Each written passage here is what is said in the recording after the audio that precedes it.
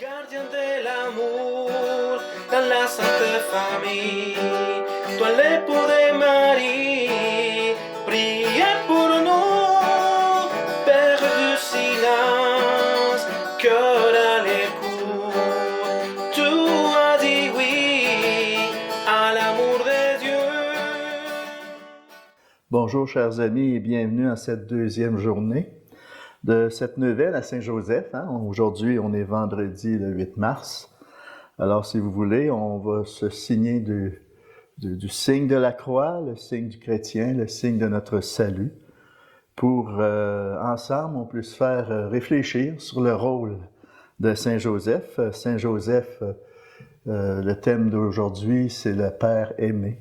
Cet amour qui habite le cœur de Saint-Joseph, cet amour qu'il a eu pour Marie, eh bien, cet amour-là, il veut le projeter en chacun de nos cœurs et c'est sur ce que nous allons méditer aujourd'hui. Alors ensemble, c'est au nom du Père, du Fils et du Saint-Esprit qu'on est réunis. Et Seigneur, on te remercie de nous précéder par ton Esprit Saint. Merci pour la Sainte Famille qui demeure un modèle pour chacun et chacune d'entre nous et dispose nos cœurs, Seigneur, à ce que Saint-Joseph ait une place encore plus importante dans chacun de nos cœurs, qu'il ait une présence plus importante dans nos vies, afin que la famille reprenne sa place, le rôle important de la famille. Je vous salue, Joseph, vous que la grâce divine a comblé. Le Sauveur a reposé dans vos bras et grandi sous vos yeux. Vous êtes bénie entre toutes les hommes. Et Jésus, l'enfant divin de votre virginale épouse, est béni. Saint Joseph, donné pour Père au Fils de Dieu, priez pour nous, dans nos soucis de famille, de santé et de travail, jusqu'à nos derniers jours, et daignez nous secourir à l'heure de notre mort. Amen. Au nom du Père, du Fils et du Saint-Esprit. Amen. Eh oui, ce beau Saint-Joseph, ce Père aimé, notre Père spirituel, il faut vraiment l'invoquer à chaque jour et même à tout moment de la journée.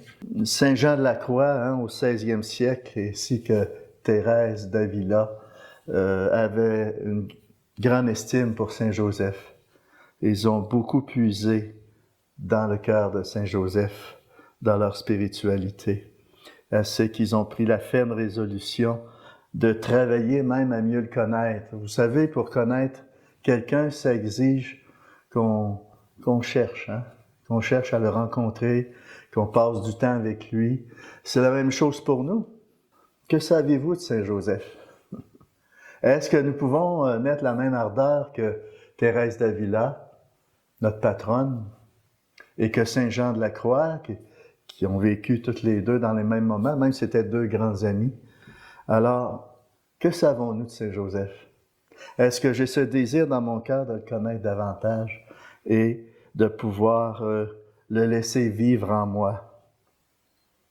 On n'a pas la moindre idée de l'amour qu'il porte envers nous. Et nous avons tout à gagner à le connaître davantage. J'irais même jusqu'à dire que c'est maintenant le temps de Saint-Joseph. C'est audacieux comme affirmation, mais je crois que vraiment qu'aujourd'hui, le Seigneur veut par-dessus tout amener à Saint-Joseph nos cœurs, nos familles, nos paroisses, notre diocèse et toute notre Église à Saint-Joseph. Saint-Joseph a toujours une place spéciale dans notre nation québécoise. On l'a vu, on n'a qu'à penser au Saint-Frère André qui est décédé le 6 janvier 1937. Frère André qui avait une grande dévotion envers Saint-Joseph. Il était le portier dans cette communauté. Puis il a mis Saint-Joseph au premier plan dans sa vie et dans celle de notre nation québécoise. D'ailleurs, il était à l'origine de cette construction de ce bel oratoire qui est vraiment la plus grande église dédiée à Saint-Joseph à travers le monde. Et tout ça pour nous montrer que nous avons tous besoin de la paternité de Saint-Joseph, de cette paternité spirituelle, pour nous aider surtout à protéger le mariage et à protéger la famille qui se fait charrier de tous côtés aujourd'hui dans notre monde. Beaucoup de gens ne savent plus ce que signifie être un homme, être une femme aujourd'hui. Et encore moins en ce qui consiste la famille et le mariage.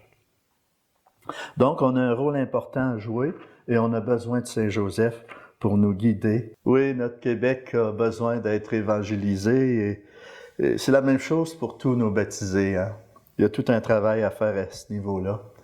Et j'oserais dire, on peut commencer ce combat avec Saint-Joseph. Aimons Saint-Joseph. Et désire à nouveau amener Jésus à toutes les nations. La paternité spirituelle de Saint-Joseph est extrêmement importante pour notre croissance, notre propre croissance spirituelle. Dieu fait savoir à ces temps-ci à notre Église, pour défendre le mariage et la famille, de récupérer le terrain perdu et gagner des âmes à Jésus-Christ. Nous devons faire venir Saint-Joseph sur notre terrain de bataille. Il travaille avec nous. Il suffit juste de l'invoquer, lui faire confiance et de le connaître davantage. On dit, il est la terreur des démons, de tout ce qui peut nous empêcher de faire croître la famille aujourd'hui et le mariage. Donc, avec sa paternité spirituelle puissante, son amour profond pour ses enfants spirituels, donc on a besoin de son intercession constante, de son action même. Donc, l'Église, je le crois beaucoup, peut être renouvelée et redevenir lumière du monde. Quelqu'un qui serait déjà consacré entièrement à la Vierge Marie, beaucoup ont fait une consacration à Marie, pourrait se demander, est-ce que se peut que je puisse me consacrer à Saint-Joseph? Est-ce que ça va diminuer ma dévotion envers la Vierge Marie si je me consacre à lui aussi? Donc la réponse, c'est un oui franc, un oui massif. Rien de moins.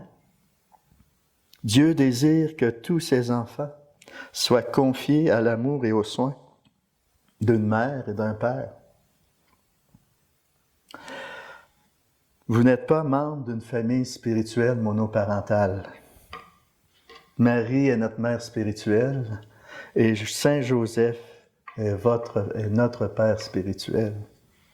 La paternité spirituelle de Saint Joseph est extrêmement importante pour notre croissance spirituelle. Et la consécration totale à Marie n'est pas diminuée par la consécration à Saint Joseph. D'ailleurs, Marie désire de tout son cœur que nous nous consacrions à Saint Joseph. Parce que les cœurs de Jésus, Marie et Saint Joseph ne font qu'un.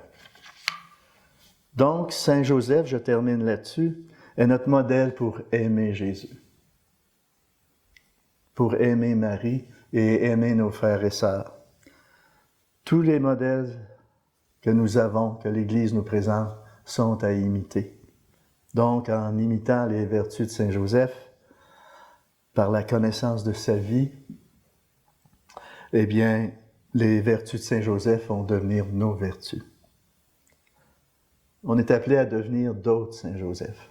Donc, on se devrait qu'il puisse habiter nos cœurs afin de le faire aimer et par surcroît, nous puissions aimer davantage toutes les personnes que le Seigneur nous a confiées dans notre vocation chrétienne, propre à chacun et chacune d'entre nous.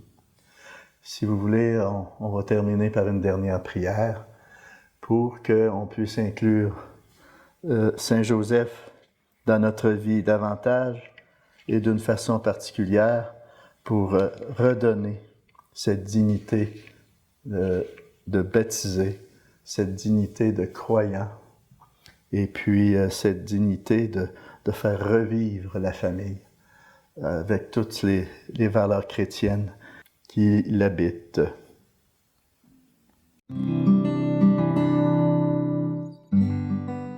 Salut, gardien du Rédempteur, époux de la Vierge Marie. À toi, Dieu a confié son Fils. En toi, Marie a remis sa confiance. Avec toi, le Christ est devenu homme. Ô bienheureux Joseph, Montre-toi aussi un Père pour nous, et conduis-nous sur le chemin de la vie. Obtiens-nous grâce, miséricorde et courage, et défends-nous de tout mal. Amen.